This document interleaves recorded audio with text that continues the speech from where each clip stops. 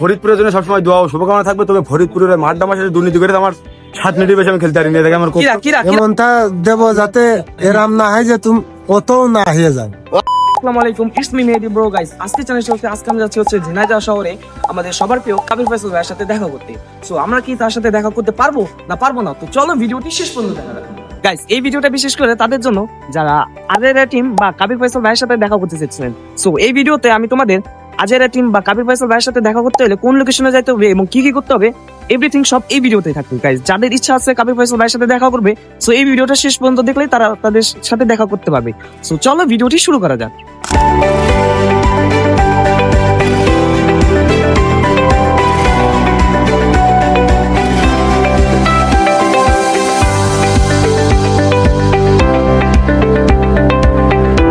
তো guys, finally আমরা চলে আসি মানে ঝিনাইদহ শহর মেন